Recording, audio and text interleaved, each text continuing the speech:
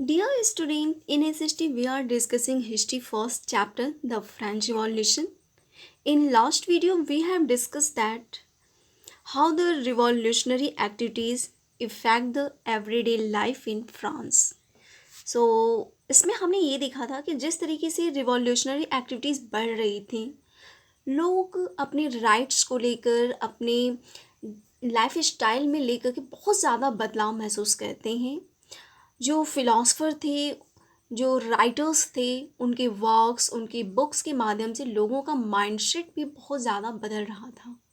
वे अपनी प्रिविलेजेस को, जो हमारी फर्स्ट एंड सेकंड स्टेट के लोगों को दिए गए थे, उसको हटाने के लिए उन्होंने डिमांड करनी शुरू कर दी।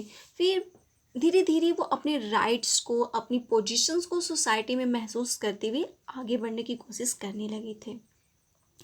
और इसमें जो रिवॉल्यूशनरी गवर्नमेंट थी, उसने भी बहुत ज़्यादा रोल निभाया था। जैसे वुमेन्स के मामले में हम देखें, हमने हमने देखा कि किस तरीके से वुमेन लाइफ बहुत ज़्यादा चेंज हो जाती हैं। जिनको कोई राइट नहीं था, उनको हर एक तरीके की political rights, voting rights, general rights उनको दिए जाने लगे। मैरिज से रिलेटेड उनको बहुत सारी चीज़ें देखने को मिलने लगी। तो ये हमारा था revolution and the everyday life. So today I am going to explain the last topic of this chapter, the rise of Napoleon Bonaparte, or you can say the rise of Napoleon Bonaparte. तो इससे पहले हमने देखा था कि France का political system किस तरीके से बदलता है। तो एक बार हम फिर से एक टैगलाइन देख लेते हैं। तो इसमें सबसे पहले देखिए तो फ्रांस में मोनार्की सिस्टम से कॉन्स्टिट्यूशनल मोनार्की सिस्टम आया। इसके बाद रिपब्लिक सिस्टम आता है। रिपब्लिक के बाद जैकोबिन गवर्नमेंट्स आती है। जैकोबिन गवर्नमेंट के बाद डायरेक्टरी रूल आती है। फिर डायरेक्टरी रूल में पॉलिटिकल इंस्टेबिलिटी होने की वजह से नेपोलियन बोनापार्ट वहाँ पे आ जाता है। नेपोलियन बोनापार्ट एक मिलिट्री पर्सन था। उसने बहुत ज़्यादा वो महत्वाकांक्षी था, जिसकी वजह से उसने फ्रांस के पॉलिटिकल सिस्टम को ही नहीं, अदर सिस्टम को भी उसने अपने कंट्रोल में ले लिया था। तो आज हम पढ़ने जा रहे हैं कि नेपोलियन बोनापार्ट क्या था और किस तरीके से उसने फ्रांस में चेंजेस लाने की कोशिश की थी। So let be start this topic today. In 1804, Napoleon Bonaparte crowned himself Emperor of France. 1804 में नेपोलियन बोनापार्ट ने अपने आप को वहाँ का फ्रांस का एम्परर घोषित कर देता है। उसने बहुत सारी यूरोपियन कंट्रीज़ को, जो उसके नेबरिंग कंट्रीज़ थी, उनको कॉन्क्यूर्ड कर लेता है, मीन उसको जीत लेता है और उसको फ्रांस में मिला लेता है। Napoleon saw his role as a modernizer of Europe. Napoleon को ऐसा लगता था कि वह यूरोप में मॉडर्नाइजर के रूप में है, यानी आधुनिकीकरण लाने के लिए वो रिस्पॉन्सिबल है, और उसी के लिए उसने बहुत सारी चेंजेस उसने लाए थे। He introduced many laws such as the protection of private properties and a uniform system of weights and measures provided by the decimal system. उसने बहुत सारे लॉज पास किए थे, बहुत सारे कानून उसने बनाए।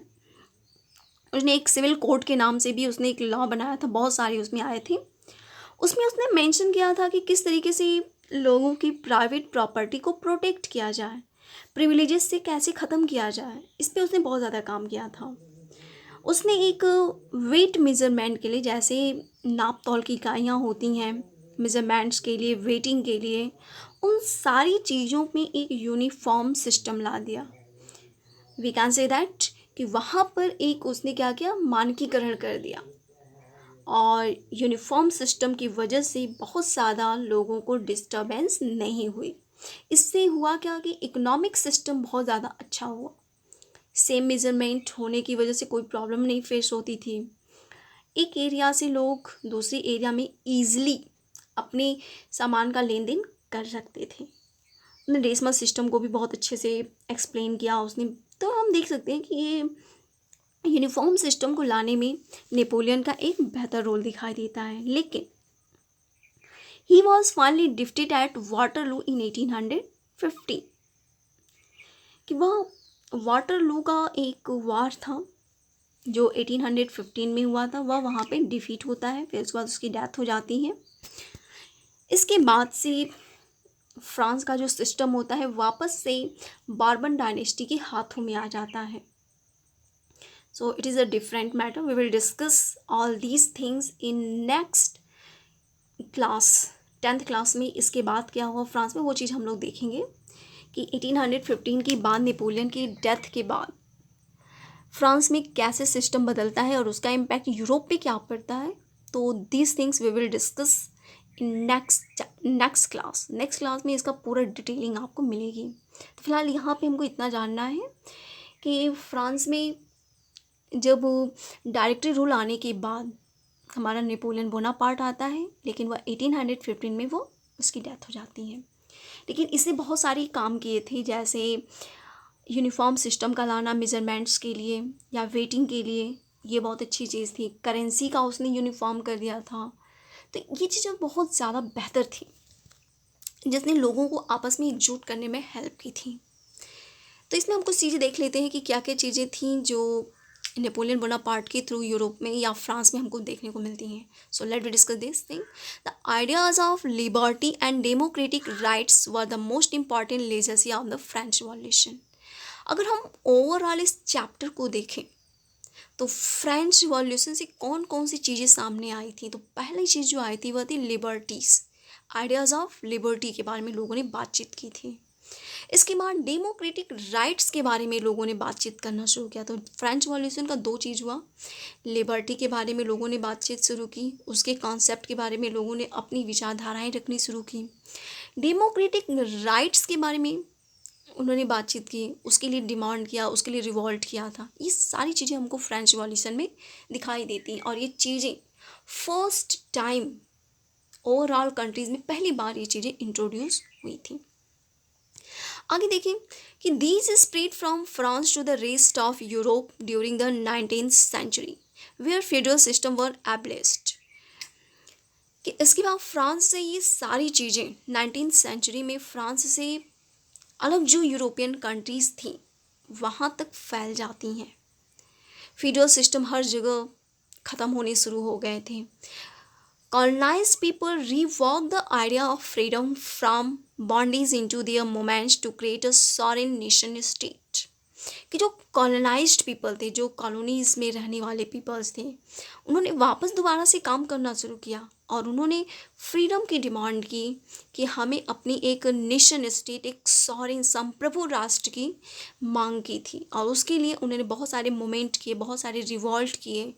तब जाकर के यूरोप में बहुत सारे नए नए हमको स्टेट दिखाई देते हैं, नए नए कंट्रीज सामने आ जाती हैं, जैसे इटली का आना, फिर आपके आगे हम देखें तो जर्मनी का यूनिफिकेशन हम देख सकते हैं। बहुत सारी बदलाव हमको यूरोपियन कंट्रीज़ में दिखाई पड़ती हैं। अब अगर हम बात करें इनका इम्पैक्ट इंडिया में क्या था, कि Tipu Sultan and Raja Ram Mohan Roy are two examples of individuals who responded to the ideas coming from revolutionary France. Bharat में भी इसका हमको इम्पैक्ट मिलता है। तो इसमें दो पर्सन का नाम हमारे सबसे सामने आता है, बहुत फेमस है टीपू सुल्तान, आप सभी ने इनके बारे में सुना होगा। राजा राम मोहन राय के बारे में आपने पढ़ा होगा। तो ये दो ऐसे पीपल्स थे जिन्होंने रिवॉल्यूशनरी फ्रांस से जो भी उनको आइडियाज़ आते थे उसको उन्होंने एस्टाब्लिश करने की कोशिश की थी। और इंडिया में भी इनके द्वारा अच्छा खासा मूवमेंट देखा गया, रिफॉर्मेशन मूवमेंट देखने को मिलता है। सो ये था हमारा नेपोलियन बोनापार्ट की एक्टिविटीज़ फ्रांस में।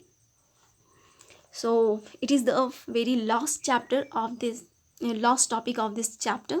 Thanks for watching this.